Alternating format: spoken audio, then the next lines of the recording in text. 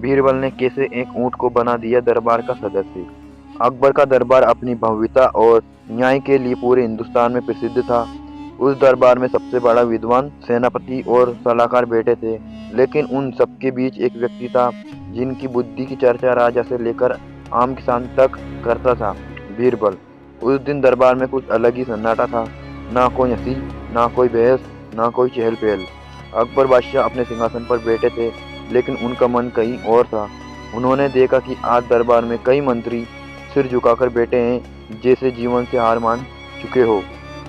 अकबर ने गहरी सांस ली और बोले, बीरबल, आज मुझे यह दरबार बोझिल क्यों लग रहा है। बीरबल ने चारों ओर नजर डाली और शांति से कहा, जहाँ उम्मीद मर जाती है हुजूर, वहाँ इंसान जिंदा होकर भी थका हुआ दिखता है। अकबर चौंक गए।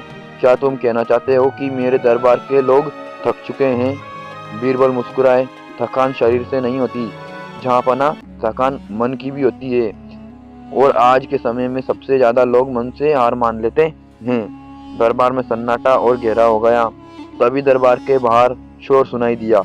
एक सिपाही भागते हुए आया और बोला, जहाँपना, दरबार के बाहर एक ऊंट खड़ा है और वे किसी भी कीमत पर हटने को तैयार नहीं है। दरबार में हंसी फैल गई। एक मंत्री बोला, जहाँपना, क्या अब जानवर भी दरबार में आने लगेंगे? अकबर ने बीरबल की ओर देखा। बीरबल, तुम्हारी राय?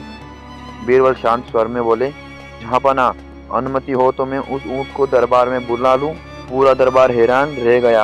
ऊंट दरबार में? अकबर ने भौहें चढ़ाई। क्या यह मजाक तो नहीं बीरबल?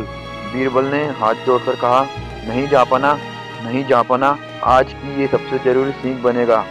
अकबर ने इशारे से अनुमति दी। कुछ ही देर में ऊंट दरबार के बीचों बीच खड़ा था। ऊंट दुबला पतला, आंखों में अजीब सी उदासी। एक मंत्री ने ठहाका लगाया, बीरबल, आप क्या इसे मंत्री बनाओगे? बीरबल ने गंभीर स्वर में कहा, हाँ, आज यही ऊंट दरबार का सदस्य बनेगा। पूरा दरबार सन्न रह गया। अकबर ने पूछा, बीरबल, क्या तुम्हारी बुद्धि ने आज विश्राम ले लिया है? बीरबल बोले, जहाँपना, पहले इसे देखिए फिर निर्णय कीजिए। बीरबल ऊंट के पास गए, उसके गले पर हाथ फेरा और बोले, बताओ तुम इतने उदास क्यों हो? सब हंस पड़े। ऊंट भी बोलेगा? लेकिन बीरबल ने इशारा किया, हर प्राणी बोलता है, फर्क बस इतना है कि हम सुनते नहीं।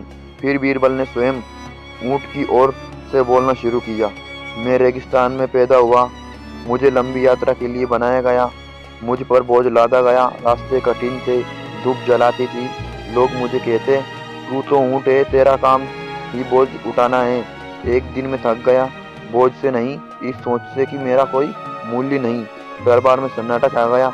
बीरबल ने दरबार की ओर देखा और बोले, जहाँपना, आज यह ऊंट नहीं बोल रहा, आज हर वह इंसान बोल रहा है जो मेहनत करता है लेकिन सराहना नहीं पाता, जो अपने गोल के लिए चलता है लेकिन रास्ते लंबे देखकर रुक जाता है। अकबर गंभीर हो गए। बीरबल बोले, आज का इंसान भी इसी ऊंट की तरह है। सब कहते हैं तू नहीं कर सकता, तुझसे नहीं होगा, छोड़ दे, और इंसान धीरे धीरे खुद पर विश्वास खो देता है। अकबर ने पूछा, लेकिन बीरबल, इससे ये कैसे सिद्ध होगा कि ऊंट दरबार का सदस्य बने? बीरबल मुस्कुराए, जहाँपना, पहले इसकी परीक्षा लेते हैं। बीरबल ने एक भारी संदूक मंगवाया, फिर बोले, इस ऊंट को दरबार के 3 चक्कर लगवाए जाए।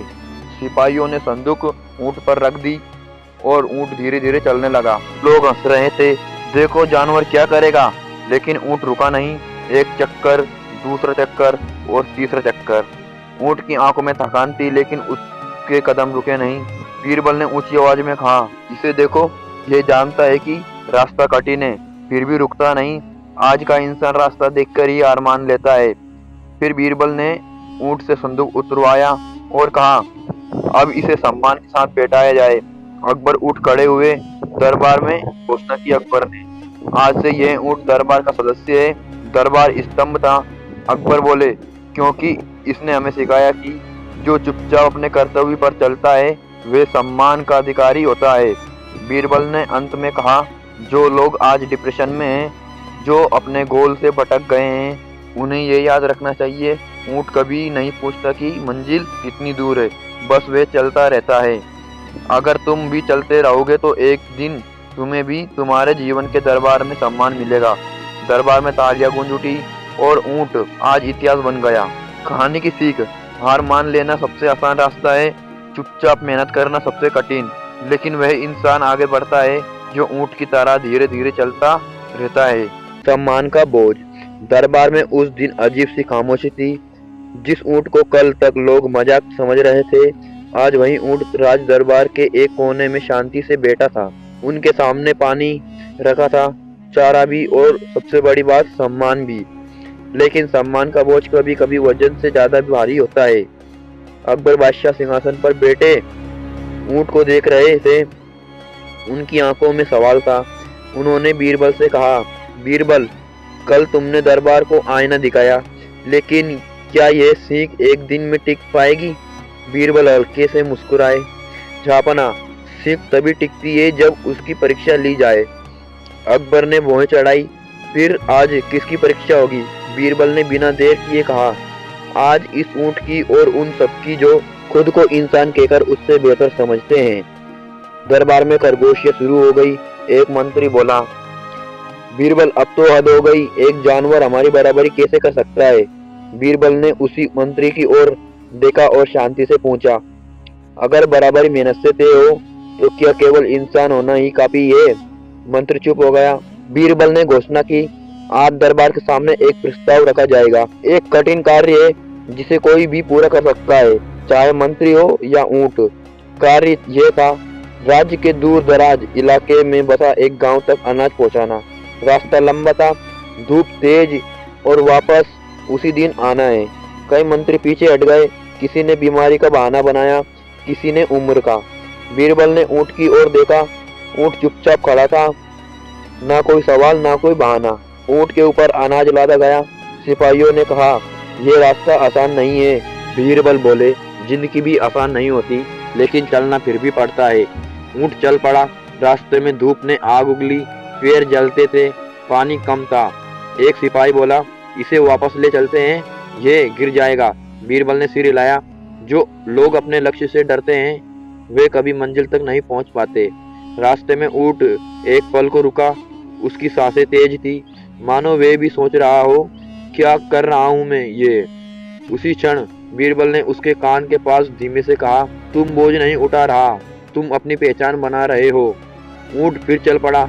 यही वे पल था जो ज्यादातर लोग हार मान लेते हैं, जहां इंसान कहता है अब मुझसे नहीं होगा, लेकिन ऊंट चल पड़ा। अब ऊंट गांव पहुंचा। लोग हैरान रह गए, दरबार का ऊंट इतनी दूर? अनाज उतारा गया। गांव के बच्चों ने ऊंट के सिर पर हाथ फेरा। एक बूढ़ा बोला, जो बिना बोले सेवा करे वही सच्चा महान होता है। ऊंट वापस लौटा, थका हुआ लेकिन झुका हुआ नहीं। दरबार में हर कोई खड़ा हो गया। अकबर खुद सिंहासन से उतर गए। अकबर ने ऊंट के सामने खड़े होकर कहा, आज इसने साबित कर दिया कि सम्मान पद से नहीं कर्तव्य से मिलता है। फिर उन्होंने दरबार की ओर देखा। आज मैं पूछता हूँ, कितने इंसान हैं जो बिना शोर किए अपने काम पर टिक रहे हैं? कोई जवाब नहीं आया। बीरबल ने कहा, झापना, आज के समय में इंसान थकता नहीं, वे निराश हो जाता है। अगर उसे एक वजह मिल जाए, एक भरोसा मिल जाए, तो वही इंसान ऊंट से भी लंबा सफर तय कर सकता है। दोस्तों, आज जो ये कहानी सुन रहा है, तो उससे एक ही बात कहना चाहता हूँ, अगर तू थक गया है, अगर तुझे लगा है कि तेरा कोई मूल्य नहीं, तो याद रख, ऊंट भी तब तक जानवर था जब तक उसे मौका नहीं मिला। मेहनत का फल तुरंत नहीं मिलता। जो बिना शिकायत चल रहा है वही आगे बढ़ता है। सम्मान मांगा नहीं जाता, कमाया जाता है। ऊंट आज दरबार का सदस्य नहीं था, वे उदाहरण बन चुका था।